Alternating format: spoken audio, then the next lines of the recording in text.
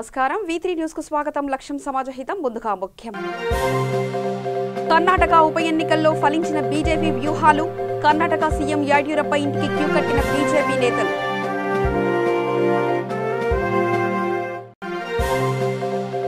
యాదాద్రి సన్నిధిలో తెలంగాణ రాష్ట్ర గవర్నర్ తమిళసై సౌందర్యరాజన్.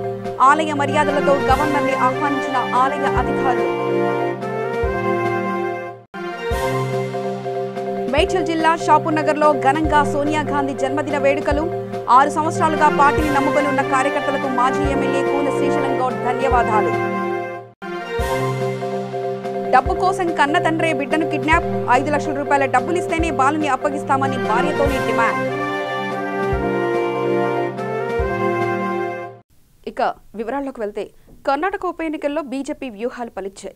ఫలితాల్లో అధికార భాజపా బోని కొట్టింది. యల్లాపూర్ అసెంబ్లీ నియోజకవర్గ బీజేపీ అభ్యర్థి హెబ్బర్ శివరామన్ సమీప కాంగ్రెస్ అభ్యర్థిపై విజయం సాధించారు. ఇక మరో 11 చోట్ల కాషాయ పార్టీ అభ్యర్థులు ఆధిక్యంలో కొనసాగుతున్నారు. కాంగ్రెస్ 2 చోట్ల, స్వతంత్ర అభ్యర్థి 1 చోట ముందంజలో ఉన్నారు. ఓట్ల లెక్కింపు కొనసాగుతుంది. మధ్యాహ్నం వరకు పూర్తి ఫలితాలు వచ్చే అవకాశం ఉంది. కర్ణాటకలో మొత్తం 223 అసెంబ్లీ నియోజకవర్గాలున్నాయి. ప్రస్తుత భాజపా సంఖ్యాబలం 105. ఒక స్వతంత్ర అభ్యర్థి మద్దతు కూడా ఉంది. బీజేపీ తిరిగి అధికారాన్ని నిలబెట్టుకోవాలంటే తాజా ఫలితాల్లో కనీసం 6 చోట్ల గెలవాల్సి ఉంది. అయితే దాదాపు 12 స్థానాల్లో బీజేపీ గెలిచే అవకాశాలు కనిపిస్తున్నాయి. బీజేపీ అనుకూల ఫలితాలతో పార్టీ నేతలు సంబరాలు జరుపుకుంటున్నారు. కర్ణాటక సీఎం యడ్యూరప్ప ఇంటికి బీజేపీ నేతలు క్యూ కట్టారు. ప్రజల మద్దతు బీజేపీ వైపు ఉందని ఎన్నికల ఫలితాల్లో స్పష్టమైందని డిప్యూటీ సీఎం అశ్వత్ నారాయణ అన్నారు. We had expected minimum of 12 seats out of the 15 constituency.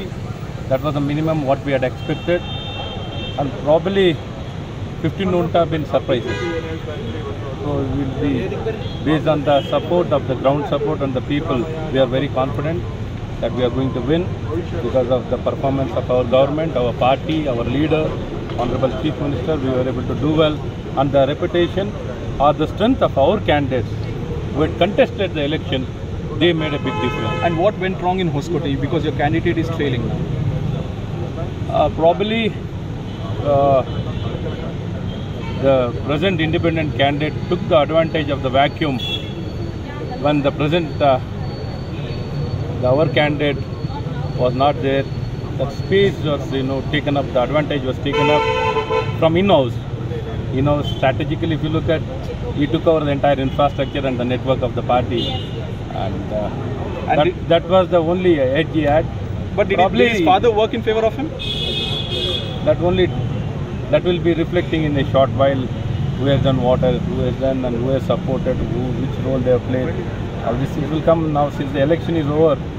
Probably the party will look into all these things. So will all of those who win, will they all be given a cabinet berth? Most of them on the public platform itself, our Honorable Chief Minister has committed that he is going to make them the ministers. Even our party president, Sri Nalinji, also has made that statement. Honorable Chief Minister has made that statement. Yes. It will happen. And when how can soon, we expect sir? the cabinet expansion? In how many days? You should ask this question to the Chief Minister. So you've just met him and come, so I'm sure. So you are Deputy Chief Minister, sir. Number 2 in the cabinet. Yeah, boss is boss. Ultimately, it is the Chief Minister's discretion. We are all under his discretion. Sir, and we have been given an opportunity. Probably he'll take a call. Probably he's more busy with the counting and the results. Probably by tomorrow day after, he'll have a clarity and he'll make an announcement. Is he going to Delhi to meet the party president? Definitely, I think he'll have a consultation with the High Command and he'll come to a conclusion. When is he leaving? Is he leaving tonight or tomorrow? I don't have those details. Okay, sir. Probably he'll be a better person. And last question, sir. You have been campaigning in KRPet also. First time that you are winning a Mandya seat. How does it feel? I feel extremely good. It's really it's given me a lot of confidence that we can do it. If we can do it in KRPet, we can do it anywhere. So this has given me a lot of confidence. Over the time, we have just started from KRPet. We'll be extending across entire South Karnataka and make sure our party will be across Karnataka. Nowhere, any particular will be not left out in any of the particular area. It's been forbidden. Particularly few districts was not for the BJP. Probably this election has seen that dimension and perception. Probably we'll be extending to all the constituency, not that BJP will be well accepted across all the parts of Karnataka.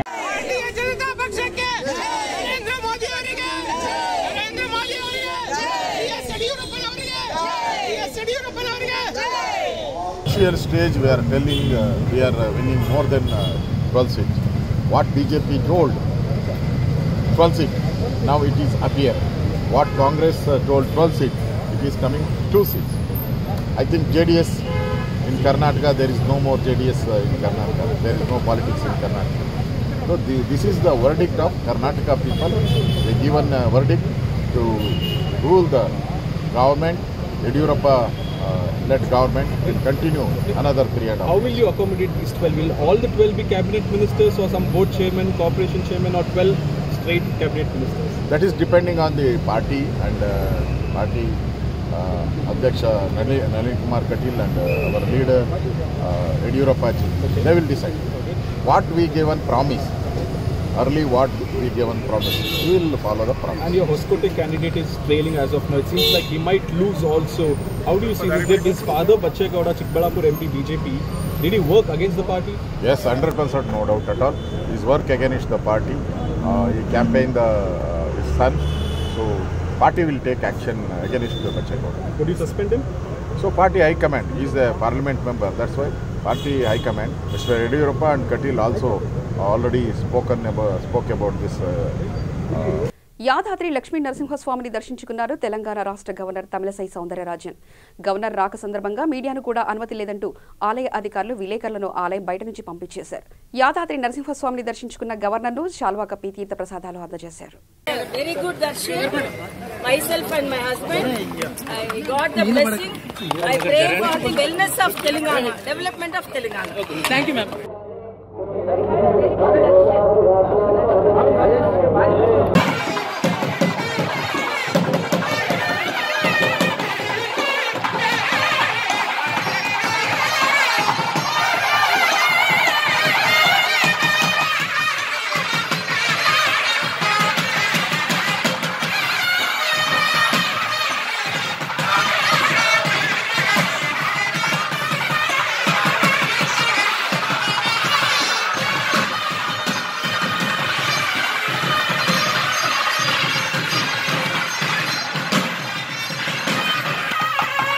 Medchal జిల్లా కుత్బుల్లాపూర్ మాజీ MLA కూనె Srisailam Goud ఆధ్వర్యంలో సోనియా గాంధీ జన్మదిన వేడుకల్ని షాపునగర్లో ఘనంగా నిర్వహించారు. ఈ సందర్భంగా వారు మాట్లాడుతూ సోనియా గాంధీ పుట్టినరోజున మన తెలంగాణ ప్రకటన చేసినందుకు వారికి మనం ఎల్లప్పుడూ రుణపడి ఉంటామని, కాంగ్రెస్ పార్టీని నమ్ముకుని పనిచేస్తున్న వారికి పార్టీలో గౌరవం లభిస్తుంది అన్నారు. ఇతర పార్టీలో చేరకుండా కేవలం పార్టీని నమ్ముకొని 6 సంవత్సరాలుగా ఉన్న కార్యకర్తలకు ధన్యవాదాలు తెలిపారు. ఈ కార్యక్రమంలో కాంగ్రెస్ నాయకులు, కార్యకర్తలు, మహిళా నాయకులు తదితరులు పాల్గొన్నారు.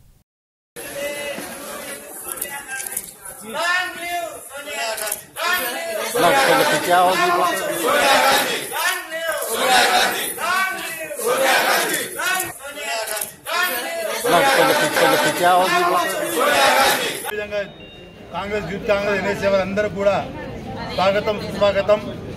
ముఖ్యంగా సోనియా గాంధీ గారు ఈ యొక్క తెలంగాణ రాష్ట్రాన్ని ఇచ్చిన ఘనత కాంగ్రెస్ పార్టీ సోనియా గాంధీదే. అదేవిధంగా 2014 నుంచి ఇప్పటిదాకా కూడా మరి ఇప్పటికైనా తెలంగాణ ప్రజానికమంతా కూడా ఆలోచన చేయవలసిన సమయం ఆసన్నమవుతుంది. మరి టీఆర్ఎస్ ప్రభుత్వం వచ్చినాక మరి ఎన్ని వేల కోట్ల రూపాయలు, లక్షల కోట్ల అప్పులు అవుతున్నాయో ప్రజలు తెలుసుకోవాల్సిన అవసరం ఉంది. ఈరోజు కళ్యాణమస్తని, శుభమస్తని, అదేవిధంగా షాదీ ముబారక్ అని, పింఛన్ అని, ఇటువంటి అరకొర కొంతమందికి వచ్చినా కోట్లాది మంది మీద అప్పుల ఈ యొక్క మోత ప్రజల మీద, తెలంగాణ ప్రజల మీద పడుతుందని చెప్పి నేను మనవి చేస్తా ఉన్నాం. అదేవిధంగా మరి ప్రతి డివిజన్లో ఉన్న వాళ్ళు కూడా మరి గతంలో చెప్పినట్టు మీ డివిజన్లో మరి ఒక బార్డర్ మీద ఉండే సైనికులు అయితే ఎట్లుంటారో మరి ఆ రకంగా మరి వేరే పార్టీ వాళ్ళు గతంలో ఎంతో మభ్యపెట్టి మరి కొంతమంది నాయకులు ఆ పార్టీలకు పోయినా ఇవాళ ఉన్న నాయకులు మరి ఒక ఆర్మీ లెక్క నా ఎంబడి ఉన్న వాళ్లకు మరొక్కసారి ప్రత్యేకంగా ధన్యవాదాలు తెలియజేస్తున్నాను. నగరంలో జీహెచ్ఎంసీ అధికారులు అక్రమ నిర్మాణాలపై ఉక్కుపాదం మోపారు. సర్వీస్ రోడ్లను ఆక్రమించి పాదాచారులకు ఇబ్బంది కలిగిస్తున్న వ్యాపార సముదాయ నిర్మాణాలను నేలమట్టం చేశారు. ఎల్బీ నగర్ మున్సిపాలిటీ పరిధిలోని చేతనిపురి డివిజన్లో టౌనింగ్ ప్లాన్ అధికారుల సమక్షంలో ఈ కూల్చివేతను అధికారులు చేపట్టారు.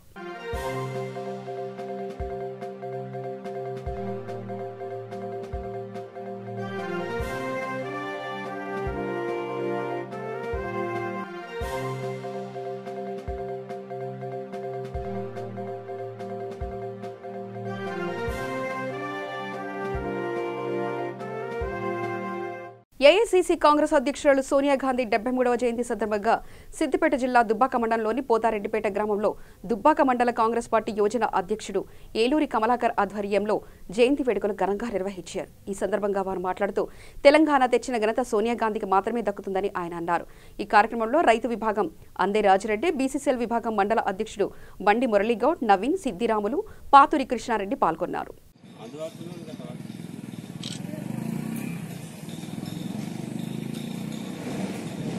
ఈరోజు తెలంగాణ ప్రజల ఆశయాలను విజయం సాధించినటువంటి నేత అమ్మ సోనియా గాంధీ గారి బర్త్డే చేసుకోవడం, ఇక్కడ స్వీట్లు పంచుకోవడం చాలా సంతోషంగా ఉన్నది.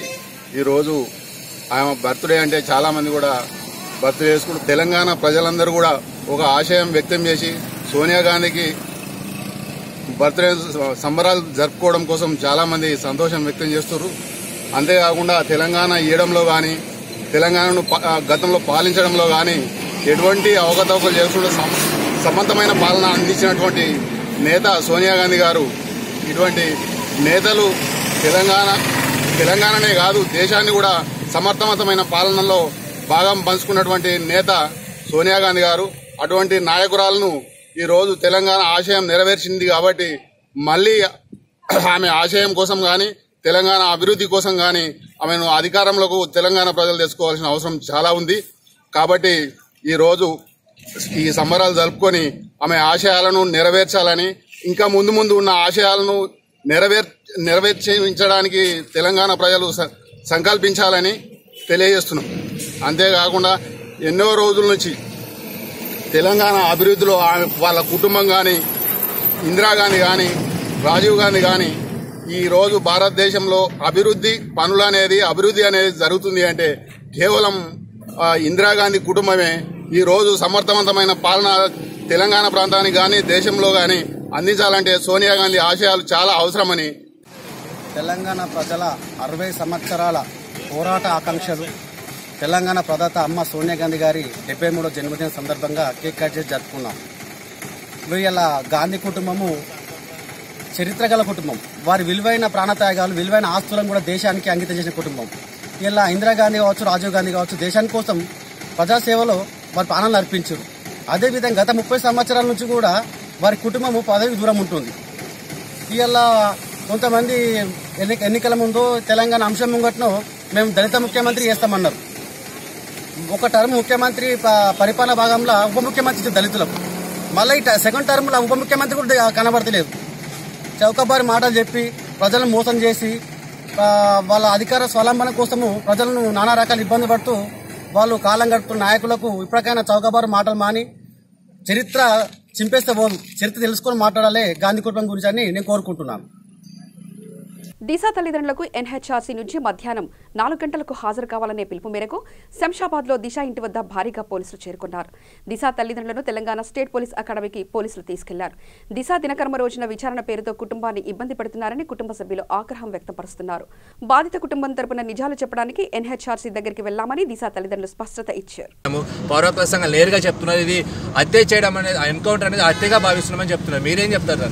ఎన్కౌంటర్ అది హత్యగా సార్. మీకు మళ్ళా చెప్తున్నా సార్, ఒక చదువుకున్న బిడ్డని నిలవన చీల్చి చెండాడి నర్రూప రాక్షసులు సార్. వాళ్ళు చిన్నపిల్లలు అనుకుని నేను కూడా పోరాడే వాళ్ళ వైపు చిన్నపిల్లలు అనుకున్న వాళ్ళు ప్లాండ్ మర్డర్. ఎంత ప్లాండ్గా ఆ పిల్లని స్కూటర్ కాడి నుంచి చంపిన తర్వాత దయనీయంగా మార్చి మసి చేసిన తర్వాత నిర్దాక్షణ ఇంటికి పోయి నిద్రపోయిన కరుడు కట్టిన కసాయి వాళ్ళు సార్. ఆ పిల్లలు అనుకుంటే కాఠిన్యం చూడండి. ఆ పిల్లల మొహం చూసి నేను కూడా టీవీలు అన్నింటిలో చెప్పి ఆ బిడ్డలు ఇంత చిన్నపిల్లలు అనుకున్నా. ఈరోజు అక్కడ చనిపోయిన ప్లేస్ పోయి చూడండి, ఎంత కిరాతకంగా ప్లాండ్గా 27 కిలోమీటర్లు తీసుకుపోయి అమ్మాయిని దహనం చేసిన తర్వాత వీళ్ళని మీరు ఏమనుకుంటున్నారు సార్? హ్యూమన్ రైట్స్ వాళ్ళు కానీ ఎవరైనా ఏమనుకుంటున్నారు? వాళ్ళు పాపం అమాయకమైన పిల్లలు అనుకుంటున్నారు వాళ్ళని. ఎంత కరుడు కట్టిన కసాయి వాళ్ళు. ఈ హ్యూమన్ రైట్స్ పిల్లలు లేరా? హ్యూమన్ రైట్స్ వాళ్ళకి ఆడపిల్లలు లేరా? వాళ్ళ ఇంట్లో ఆడపిల్లలు నిర్దాక్షిణ్యంగా చంపేసేస్తే వాళ్ళు ఊరుకుంటారా? వీళ్ళు కూడా అన్నారు సార్, వీళ్ళకి కూడా చెప్పాం, వీళ్ళు కూడా కన్విన్స్ చేసాం వాళ్ళని. దీన్ని ఏమంటారు మేడం? 2 వారాలుగా దగ్గు, ఎడతెరిపి లేని జ్వరం, బరువు తగ్గడం వంటి లక్షణాలు ఉన్నట్లయితే వ్యాధి నిర్ధారణ చేసుకోవాలని నిర్మల్ జిల్లా క్షయవ్యాధి కార్యనిర్వహణ అధికారి కార్తిక్ సూచించారు. అనంతరం నిర్మల్ జిల్లా ముథోల్ మండల కేంద్రంలోని ప్రాథమిక ఆరోగ్య కేంద్రంలో క్షయవ్యాధి నిర్ధారణ పరీక్షలు జరిపే ఏసీఎఫ్ వాహనాన్ని ప్రారంభించారు. ఈ సందర్భంగా ఆయన మాట్లాడుతూ క్షయ నిర్మూలనను ప్రభుత్వం రాష్ట్ర వ్యాప్తంగా ఏసీఎఫ్ వాహనం పర్యటించనుందని, దీంట్లో భాగంగా నిర్మల్ జిల్లా అన్ని మండల కేంద్రాల వారీగా వారం రోజుల పాటు పర్యటించనుందని వెల్లడించారు. ఈ కార్యక్రమంలో doctor Kaushik, TB supervisor Lalaiah, ఉప సర్పంచ్ సంజు, ఎల్టీలు పాల్గొన్నారు. ప్రజలందరికీ శుభదినం ఈరోజు. ఎందుకంటే ఏసీఎఫ్ వ్యాన్ అని ఇది వచ్చింది. దీంట్లో ఎక్స్రే ఉంటుంది, సీబీనెట్ ఉంటుంది. భారతదేశ ప్రభుత్వం రాష్ట్రానికి ఒక వ్యాన్, ఇటువంటి వ్యాన్ని సమకూర్చింది. అందులో భాగంగా ఈ వారం అంతా మన నిర్మల్ జిల్లాలో ఇది పర్యటించి అందరికీ తెమ్మడ పరీక్షలు, ఎక్స్రే పరీక్షలు చేస్తాము. దీని ముఖ్య ఉద్దేశం ఏంటంటే టీబీ వ్యాధిని త్వరితగతిన మనము గుర్తించలేకపోతే, చికిత్స త్వరితగతిన పెట్టలేకపోతే ఆ టీబీ వ్యాధిగ్రస్తుల నుంచి ఇతరులకి, వాళ్ళ ఇంట్లో వాళ్ళకి, గ్రామంలో వాళ్ళకి అందరికీ ఇది సోకే ప్రమాదం ఉంది. కాబట్టి త్వరితగతిన గుర్తించాలని ఉద్దేశంతో, పైగా ప్రజల్లో ఈ టీబీ వ్యాధి పట్ల అవగాహన పెంచే ఉద్దేశంతో ఈ వ్యాన్ని పర్యటించడం జరుగుతుంది. ఈ అవకాశాన్ని ప్రజలందరూ సద్వినియోగం చేసుకుని 2 వారాలకు మించి దగ్గు, తెమ్మడ, జ్వరం, ఆకలి తగ్గడం, బరువు తగ్గడం, రాత్రిపూట చెమటలు పట్టడం లాంటి లక్షణాలు ఉన్న వాళ్ళందరూ వెంటనే టీబీ పరీక్ష చేయించుకొని తొందరగా మందులు చికిత్స స్టార్ట్ చేస్తే ఆ వ్యాధి వ్యాప్తి అనేది ఆగుతుంది. లేదంటే ఇది చాలా తీవ్రంగా వ్యాప్తి చెందే అవకాశం ఉంది. మందులు సరిగ్గా వాడనట్లయితే కూడా మామూలు టీబీ కాస్త ఎండిఆర్ టీబీ అంటే జటిలమైన టీబీగా పరిణమించే అవకాశం ఉంది. జటిలమైన టీబీ వాళ్ళు దగ్గినప్పుడు, తుమ్మినప్పుడు కూడా అది జటిలమైన టీబీయే వ్యాప్తి చెందుతుంది. కాబట్టి ఆ జటిలమైన టీబీకి చాలా పెద్ద పెద్ద మందులున్నాయి. పైగా దాని సైడ్ ఎఫెక్ట్లు ఎక్కువ ఉంటాయి.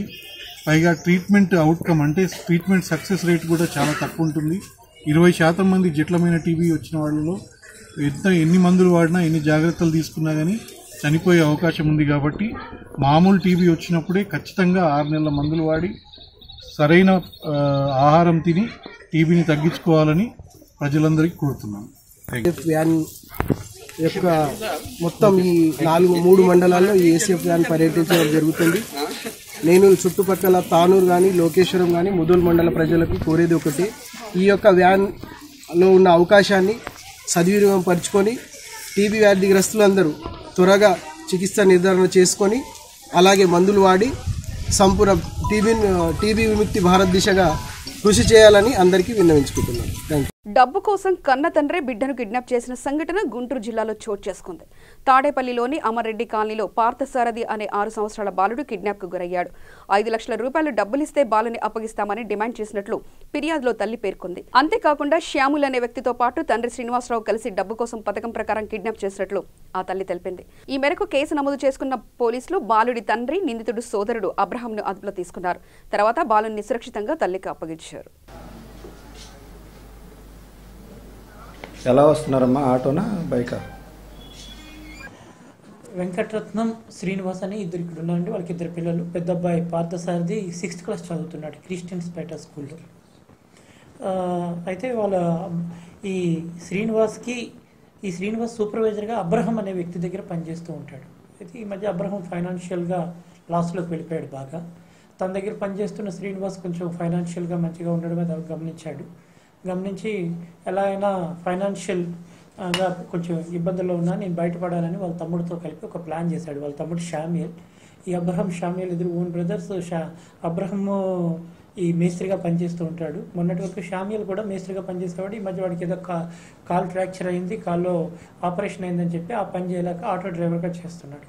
వీళ్ళిద్దరూ ముందుగా ప్లాన్ చేసుకొని ఈ శ్రీనివాస్ పని చేస్తుంటే అతన్ని మధ్యాహ్నం 12:30 అలా పార్టీకి తీసుకువెళ్ళారు. పార్టీ తీసుకువెళ్ళి అతనికి కాస్త డ్రింక్ హ్యాబిట్ ఉంది. ఆ డ్రింక్లో ఉంటుండగా మీ అబ్బాయి స్కూల్లో చదువుతున్నాడు కదా, మీ అబ్బాయిని స్కూల్ నుంచి తీసుకొచ్చేద్దామని చెప్పి పాపం అతను డ్రింక్లో ఉండి సరే అని స్కూల్కి వెళ్ళాడు. ఫస్ట్ నేను తీసుకురాలని మీరు వెళ్ళి తీసుకురండి అంటే ఈ షామియల్తో పాటు ఒకడు యోహాన్ అని షామియల్ దగ్గర కూడా ఆటో డ్రైవర్గా పనిచేస్తూ ఉంటాడు. షామియల్ ఓన్ ఆటో ఉంది, అతని దగ్గర ఆటో డ్రైవర్గా పనిచేసి యోహాన్ వెళ్ళి ముందు స్కూల్ నుంచి పంపించమని అడిగారు. పంపించమని అడిగితే పేరెంట్స్ ఎవరు లేరు, మేము పంపించము అని చెప్పారు. వెంటనే మళ్ళీ శ్రీనివాస్ని ఆటోలో తీసుకెళ్ళి అతన్ని ఆ పిల్లాన్ని పిక్ చేసుకొని వచ్చారు. వచ్చిన తర్వాత ఇతన్ని మన పాతూరు అండర్ పాస్ నుంచి జంక్షన్ దగ్గర నువ్వు ఉండు, నీ పిల్లల్ని ఇంటి దగ్గర డ్రాప్ చేసేస్తాము, నువ్వు తాగేసి ఉన్నావు కదా, ఇంటికి వెళ్తే మీ వైఫ్ కోప్పడుతుందని చెప్పి అతన్ని అక్కడ దించేసి పిల్లాన్ని తీసుకొని వెళ్ళిపోయారు వీళ్ళు. ఈ శ్రీనివాస్ ఏమనుకున్నాడంటే నేను పనిచేసేది ఇతని దగ్గర, వీళ్ళు నాకు చాలా తెలిసిన వాళ్ళు, మా ఇంటికి వస్తూ ఉంటారు పోతూ ఉంటారు కదా అని చెప్పి పిల్లాన్ని అప్పచెప్పాడు. అప్పచెప్పి మళ్ళీ 5 o'clock వచ్చి చూస్తే పిల్లాడు స్కూల్ నుంచి రాలేదు. ఈ వైఫ్ వెంకటరత్నం హస్బెండ్ని అడిగితే పిల్లాడు ఇంటికి తీసుకువచ్చారు, రాలేదా అని అక్కడి నుంచి వెతకడం వీళ్ళ గురించి ఫోన్ చేయడం అనేది స్టార్ట్ చేశారు. అయితే వీళ్ళ ఫోన్ నెంబర్లు స్విచ్ ఆఫ్ వచ్చాయి. అప్పటి వరకు వీళ్ళకి అబ్రహం రోల్ కూడా ఉన్నట్టు తెలియదు. స్విచ్ ఆఫ్ వచ్చిన తర్వాత ఆల్ ఆఫ్ సడన్ 7 o'clockకి వెంకటరత్నం గారు ఒక కాల్ రిసీవ్ చేసుకున్నారు. మీ అబ్బాయిని కిడ్నాప్ చేశాము, 5 lakhs ఇవ్వకపోతే మిమ్మల్ని వెంటనే మీ అబ్బాయిని చంపేస్తాము, ఈ విషయం పోలీసులకు చెప్పినా చంపేస్తామంటే భయపడుతూ పోలీస్ స్టేషన్కి వచ్చి మాకు ఇన్ఫార్మ్ చేసిందండి. ఇమీడియట్గా ఎస్పీ గారు ఒక 5 teams డిప్లాయ్ చేశారండి. మన తాడేపల్లి నుంచి ఏరియా నుంచి 3 teams, గుంటూరులో 2 teams పెట్టి టెక్నికల్గా కూడా మేము వీరి యొక్క ఇన్ఫర్మేషన్ గ్యాదర్ చేస్తూ 5 teams వెరిఫై చేస్తే మొన్న సాయంత్రం వీళ్ళ ఆటో మనం ఐడెంటిఫై జరిగింది. ఎవరైతే ఇక్కడ పిల్లాన్ని కిడ్నాప్ చేయడానికి ఇక్కడి నుంచి తీసుకొని వెళ్ళారో ఆటో మేము గుంటూరులో ఐడెంటిఫై చేయడం జరిగింది. అక్కడి నుంచి ఆటోని మేము పికప్ చేసుకున్నామండి. ఆటోని పికప్ చేసుకొని తర్వాత మనం ఏమొచ్చి త్రూ సోషల్ మీడియా ద్వారా కూడా దీనికి వైడ్ పబ్లిసిటీ ఇవ్వడంతో నేను సాయంత్రం మనకి ఒక పిల్లాన్ని పట్టుకొని ఆటోలో వస్తున్నారు అని ఒక ఇన్ఫర్మేషన్ రావడంతో మన మంగళగిరి రూరల్ సిఐ గారు వెళ్ళి ఇతను క్యాచ్ చేయడం జరిగిందండి. షామియల్ ఆ పిల్లాడితో సహా క్యాచ్ చేయడం జరిగింది. దీంట్లో వెరిఫై చేస్తే టోటల్ 5 members ఉన్నారండి. Abraham who is the main conspiratory person, ఎవరైతే దీనికి అంతటికీ ప్లాన్ చేశారో is the first one Abraham, అతని బ్రదర్ షామియల్ అండ్ యోహాన్. ఎందుకు ఈ పిల్లాన్ని తీసుకెళ్లడంలో ఫస్ట్ ఇక్కడి నుంచి తీసుకెళ్ళింది షామియల్ అండ్ యోహాన్ తీసుకెళ్లారండి. వీళ్ళు తీసుకెళ్ళి గుంటూరులో ఎస్తేరమ్మ వీళ్ళతో పాటు పనిచేస్తూ ఉంటుంది, లేబర్ని సప్లై చేస్తూ ఉంటుంది. వాళ్ళకి కాస్త రిలేషన్షిప్స్ కూడా ఉన్నాయంట, ఫ్యామిలీ రిలేషన్షిప్స్. ఎస్తేరమ్మ ఇంట్లో పెట్టారు. ఎస్తేరమ్మని ఇందులో మెయిన్గా ఎందుకు చేశామంటే మన పోలీస్ వెళ్ళి చెక్ చేయడానికి మొన్న పిల్లాడి కిడ్నాప్ అయిన రాత్రే మేము వెళ్ళి టీమ్స్ పెట్టి అక్కడ చెక్ చేస్తున్నప్పుడు ఎస్తేరమ్మ తెలివిగా బయటని పోలీసులు ఆపి ఇంట్లో ఆడవాళ్ళు ఉన్నారు అని చెప్పి వెనక నుంచి ఎక్యూజ్ని ఎస్కేప్ చేసి వేరే చోటుకి పంపించింది.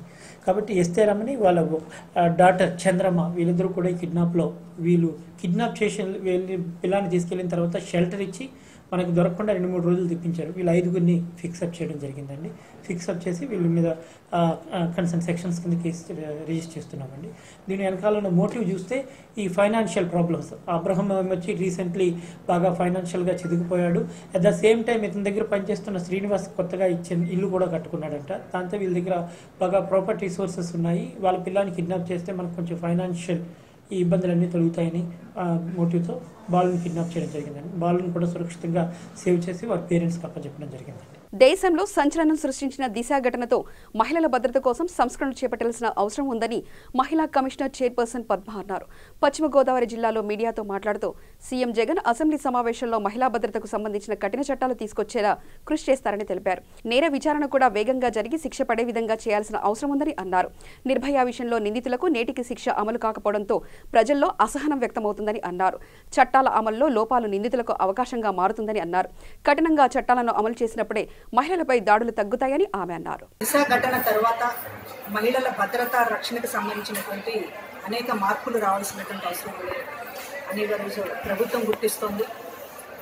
ముఖ్యమంత్రి జగన్మోహన్ రెడ్డి గారు వచ్చే అసెంబ్లీ సమావేశాల్లోనే మహిళల రక్షణకు సంబంధించి ఒక కఠినతరమైనటువంటి చట్టాన్ని తీసుకురాబోతున్నారు.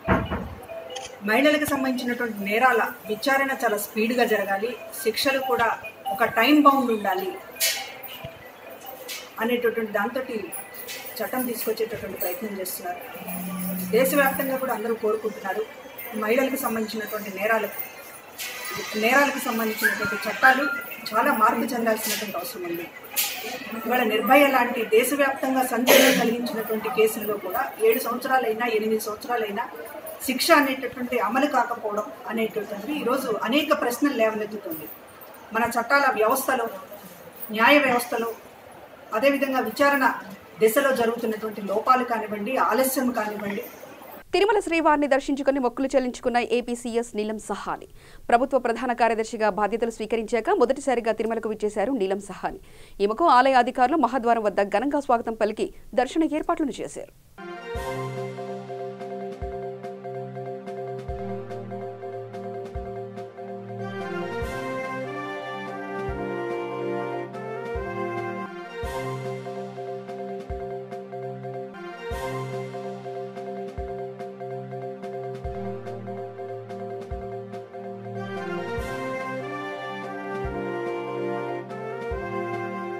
విశాఖ జిల్లా అనకాపల్లిలో 2 విద్యార్థులు గల్లంతయ్యారు.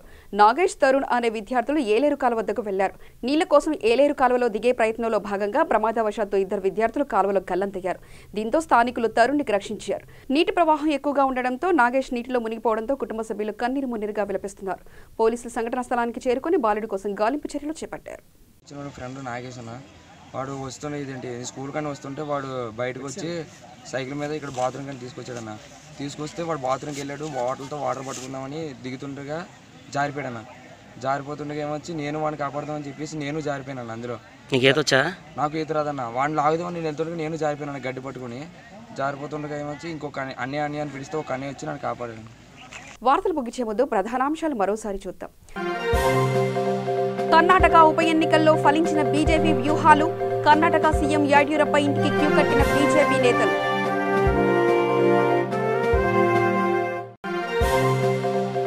యాదాద్రి సన్నిధిలో తెలంగాణ రాష్ట్ర గవర్నర్ తమిళసై సౌందర్యరాజన్.